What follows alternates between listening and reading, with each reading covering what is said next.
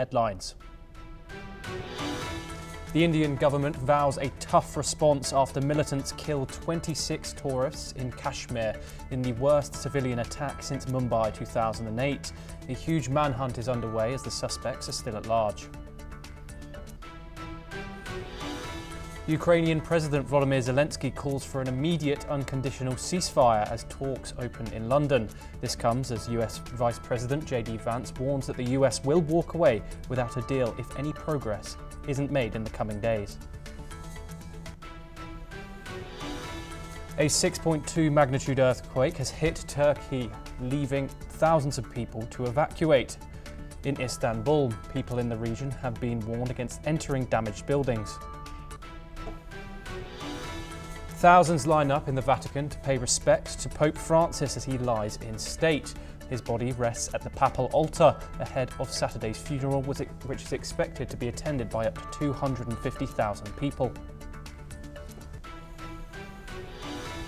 Iran's top diplomat Syed Abbas Araghchi arrives in Beijing for talks with China prior to US nuclear talks. Both nations are set to discuss bilateral ties and regional flashpoints. Harvey Weinstein's rape and sexual assault retrial begins today, with opening statements being read before a jury in New York. The Miramax co-founder pleads not guilty and denies all consensual acts. President Trump signals a shift on China, saying 145% tariffs will come down substantially, but not scrapped entirely. He insists the US still needs leverage in trade talks. The Kingdom of Jordan outlaws the Muslim Brotherhood, its main opposition group, and seizes its assets and freezes its finances. Authorities say members tried to sabotage a sabotage plot.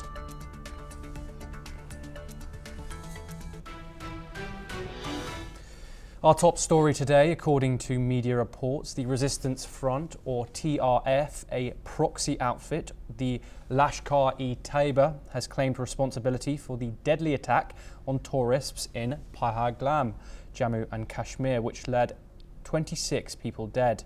Sheikh Shajud Gul is reported to be the supreme commander of the TRF. Basit Ahmed Dar is identified as the chief operational commander. The outfit was formed in October of 2019 when it emerged following the abrogation of Article 370 in Jammu and Kashmir. TRF compromises cadres from both Hizbul Mujahideen and Lashkar-e-Taiba.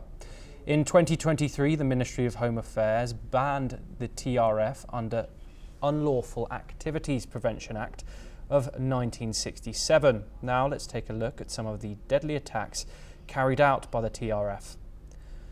On April the 1st of 2020, a 4-day gun battle took place at the line of control in the Keran sector of Kupwara. 5 Indian para-commandos were killed along with the terrorists. On October the 20th of 2024, TRF targeted a construction site in Gandarbal district. A doctor and 6 migrant workers were killed in the attack. On April the 22nd of 2025, TRF opened fire on tourists in Falagram, killing 26 in a brutal act of terror. Now, a quick look at major terrorist attacks in Jammu and Kashmir since 2005. Let's go back to June 2005, where 13 were killed, including school children and CRPF officers, in a car bomb attack in Pulwama.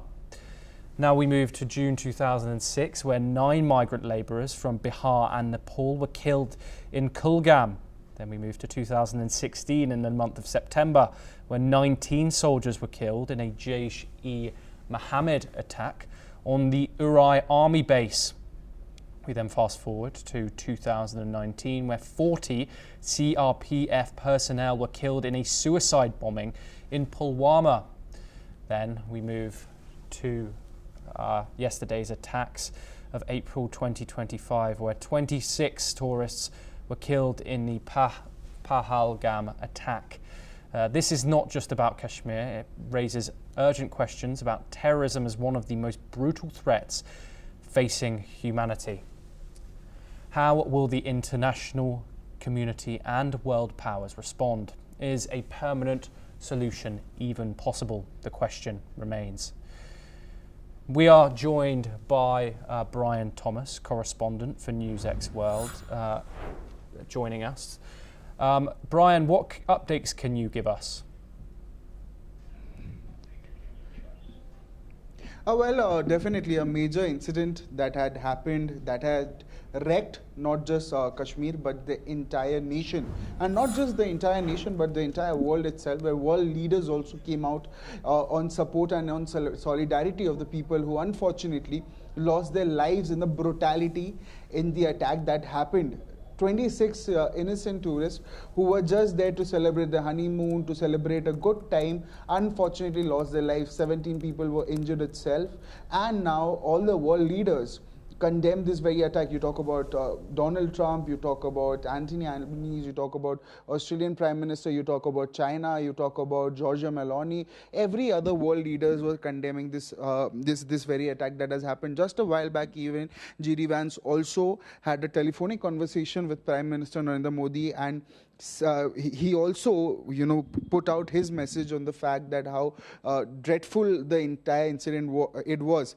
Just a while back, even Prime Minister, Home Minister, and the Defense Minister, they chaired a high-level meeting to analyze the situation. From yesterday itself till now, Amit Shah, the Home Minister, was on ground, was on Srinagar. He held many high-level meetings. He visited the PCR where the deceased, the mortal remains were there. Then he went to the hospital to meet the injured itself. Post that, he came to Delhi.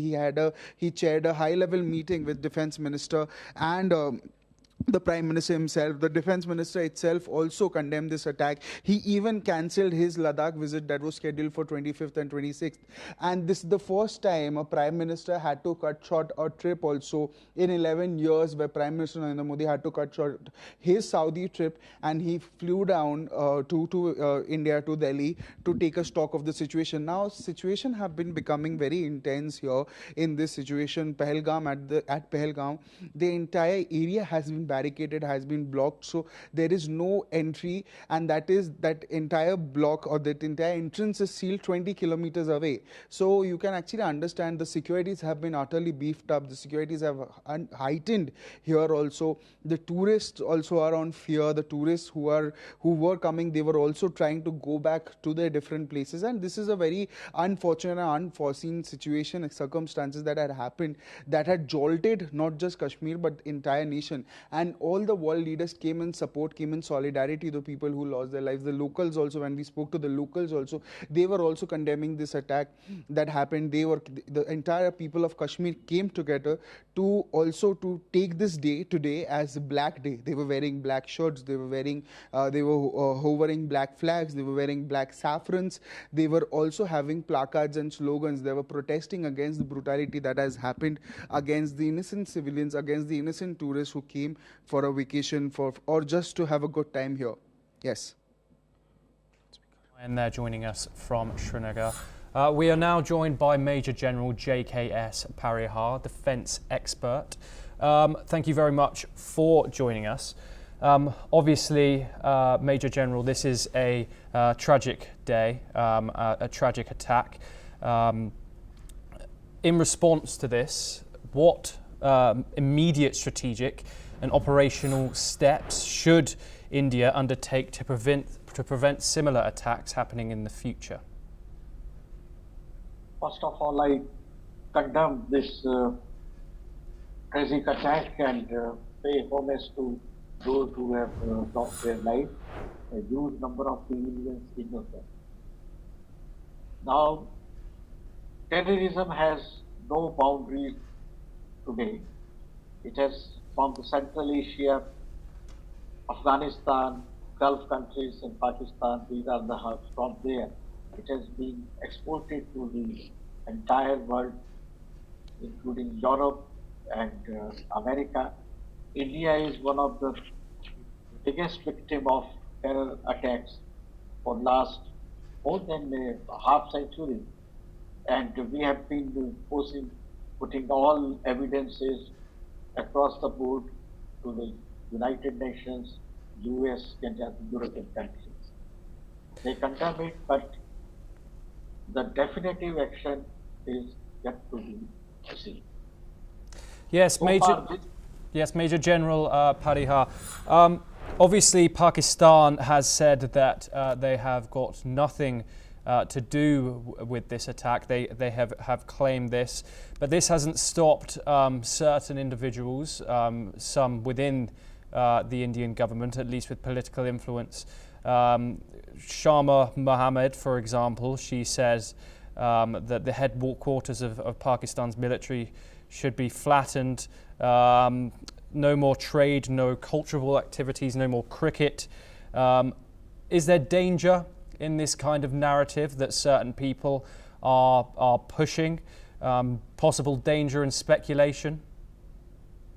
definitely not. We need more stringent action. So far, do you expect that any country will accept that they are harboring and this is the factory of terrorists are produced by them and they are sending? Nobody will accept it. But we have evidence. Those dossiers has been submitted to the different international forum, right up to the United Nations, America, everywhere. It is well documented.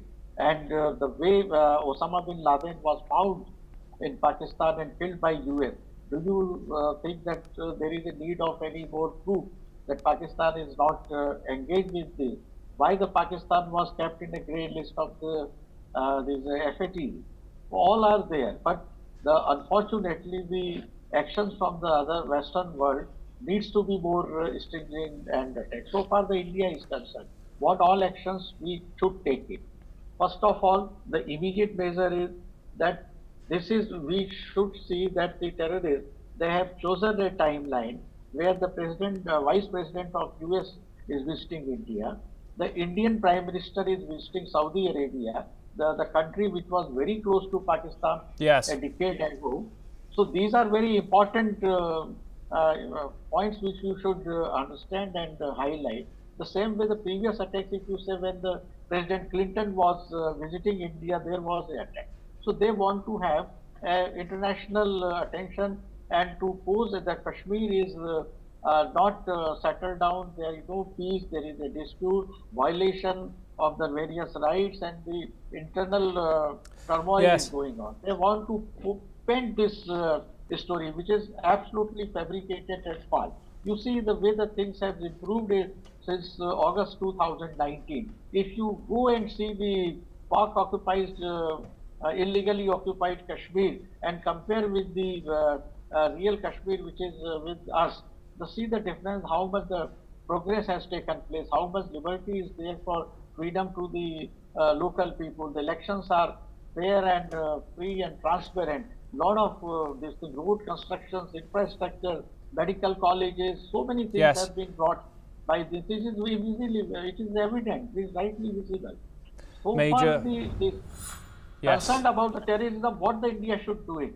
Immediately they want to polarize the Indian society into the two religions. And we have to curb that the terrorism has no religion. They are the terrorists. They are the terrorists supported by the state sponsored from the Pakistan. I have no hesitation to say. And there are the evidences that this time they have a link with the Hamas also. How they are getting the deadly Yes. weapons. Major General those have been JKS Parihar, thank you very much for joining us. We will continue to bring you all updates after the attack on Kashmir. We now move over to Europe, where Ukrainian President Volodymyr Zelensky has called for an immediate, full and unconditional ceasefire just hours after a Russian drone attack on a bus killed 9 and as top aide met in Kiev's allies in London. Zelensky called it a brutal attack and absolutely a deliberate war crime. He also repeated his call for a partial halt on some missile and drone attacks. So far, 49 people have been wounded in the attack on the southern town of Marhanets. On the other hand, explosions have rocked a Russian military depot near Moscow, causing significant blasts at a storage site. The Russian Ministry of Defense attributes the incident to a fire that's triggered by ammunition. No casualties have been reported, but authorities have declared a state of emergency. Meanwhile, talks between the US, Ukraine and European officials to discuss ending Russia's war in Ukraine faltered as US Secretary of State Marco Rubio abruptly cancelled his trip to London and the negotiations were downgraded. Rubio's no-show prompted a broader meeting of foreign ministers from Ukraine, Britain, France and Germany to be cancelled, although talks continued at a lower level. Moreover, a Ukrainian delegation is set to meet US envoy Keith Kellogg in London after the meeting was postponed. UK Prime Minister Keir Starmer has said that it is up to Ukraine to decide its future, after Vice President JD Vance said the US would walk away from talks if a peace deal with Russia was not agreed. France's presidency also stated that European countries think any peace deal to end the Ukraine war with Russia has to include the pro-EU nation's territorial integrity, after US Vice President JD Vance suggested that both sides would have to give up some of the territory they currently own. Now we move on to a discussion on this. We are joined by Keith Vaz, former British minister located in Goa, India. Thank you very much, Keith, for joining us. These talks were supposed to be significant in London, Keith, but the US's top diplomat, Marco Rubio, along with Steve Witkoff, Donald Trump's special envoy, didn't show up. What's the significance behind this, Keith? Good evening, Thomas, from Mumbai. In fact, I moved from Goa. It is a bit of a mess. We started with very clear statements by President Trump that he was going to end the war in Ukraine. We now have different sets of talks going on all over Europe. We have President Zelensky calling for an immediate ceasefire. We have President Putin ensuring that the war continues with the drone attacks that you've just discussed. We have the possibility of a meeting in Moscow between the special envoy and President Putin. And we have the talks in London that are going on, which include France, Britain, and Germany.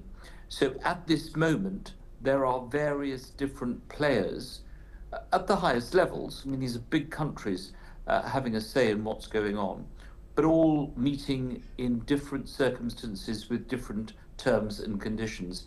And then on top of this, you have Vice President Vance on his visit to India saying that if this is not resolved, America was just going to walk away.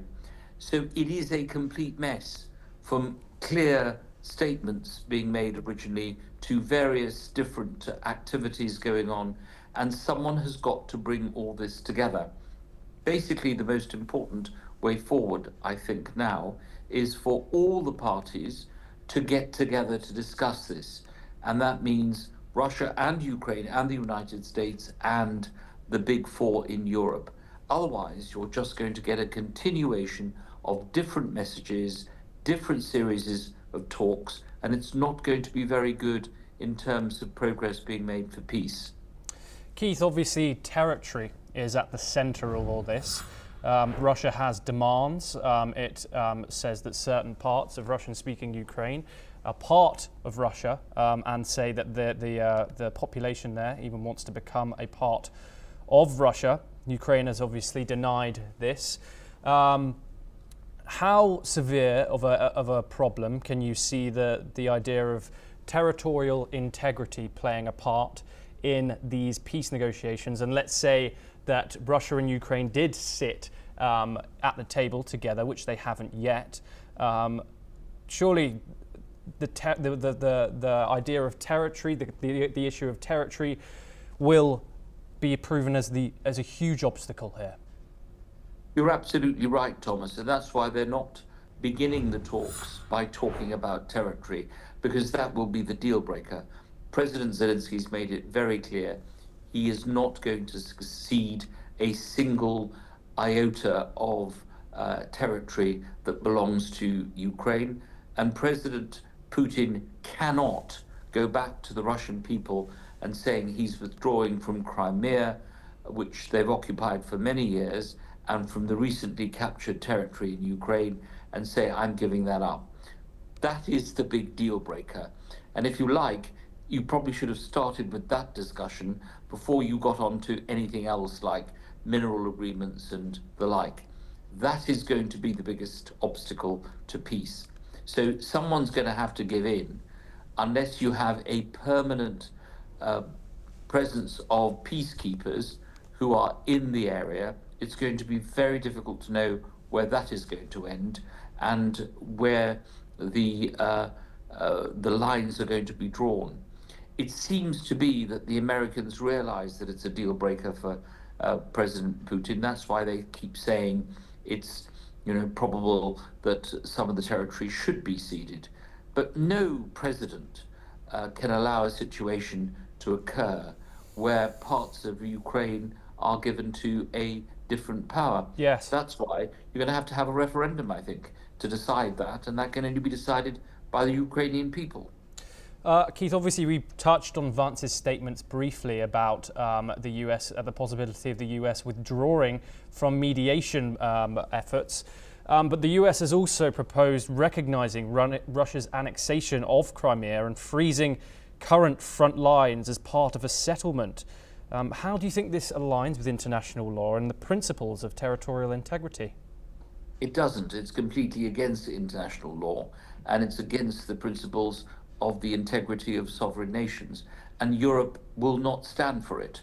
That's why you've got a different position from countries like Poland and from the United Kingdom and Russia and France and Germany. They are never going to accept this. Otherwise, it would mean that Russia would be able to go into other countries and everyone else will have a free-for-all. You have, of course, a situation that develops in some of the stans where other countries are claiming bits of countries in the Russian backyard. There is no end to that. You have to accept the territorial integrity of the nation state, and you cannot just simply go in there and invade and keep. So that's going to have a big problem for the people who are charged with trying to get peace. I suppose that's why we've got so many players. We've got Steve Witkoff, we've got Keith Kellogg, we've got Marco Rubio, we've got J.D. Vance now. Foreign policy, of course, not the purview of the vice president.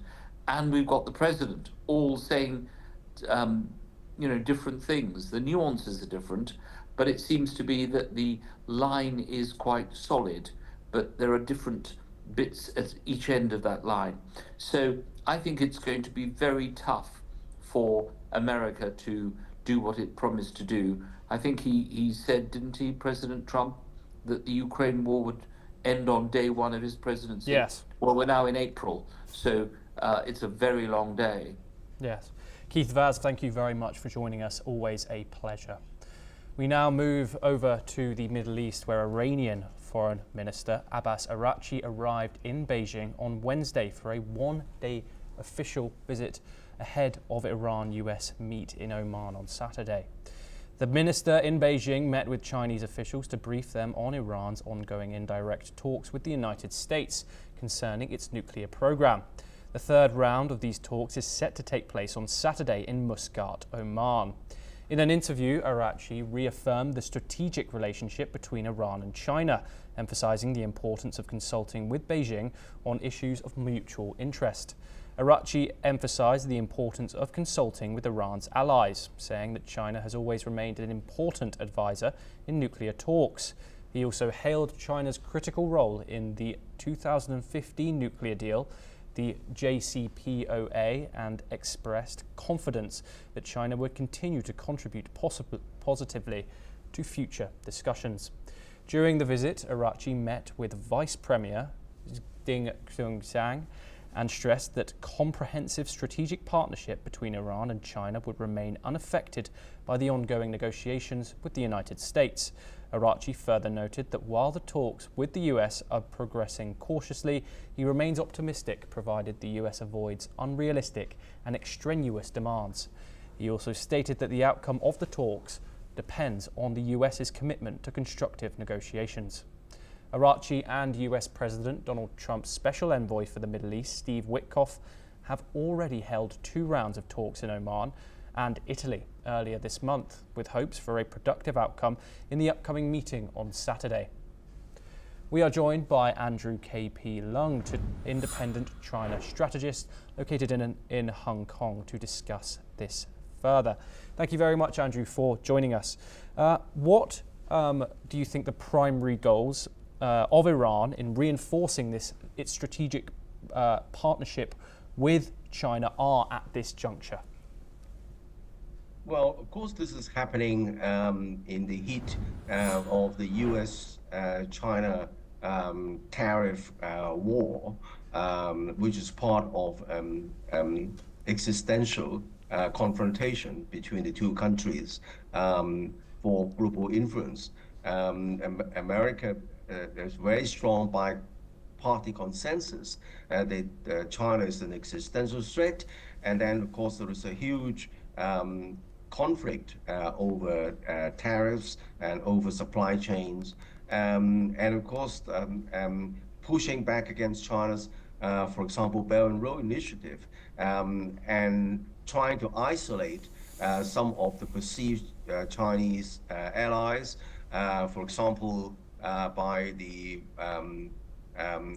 United States cozying up to Russia over Ukraine, trying to perhaps driving a wedge between in the partnership between Russia and China, and now talking to Ukraine, hoping that perhaps Iran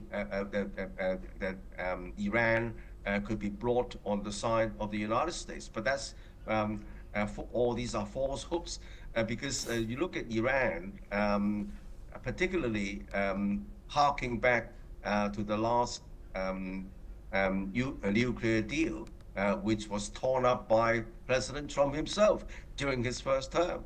So I think that there's not a great deal of confidence in the United States stance. But be that as it may, Iran doesn't want it to be continuing subject to U.S. sanctions. It wants to grow its economy, and therefore welcomes these talks. As far as Beijing is concerned, Iran is a very important, if not a formal ally, at least a very close partner.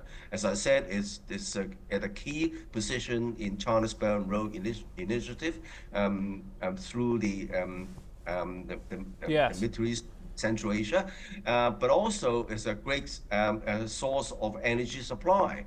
And above all, it also features in a kind of triangle, iron triangle, forewarned by Brzezinski, who was the late Brzezinski, who was the security advisor, I think, to President Carter, and he's the mentor of Henry Kissinger. In his seminal book called The Great Chessboard in 1997, he already forewarned against forewarning the United States that the deadly alliance against American interests would be even a coalition between Russia, Ukraine, Russia, and Iran and China.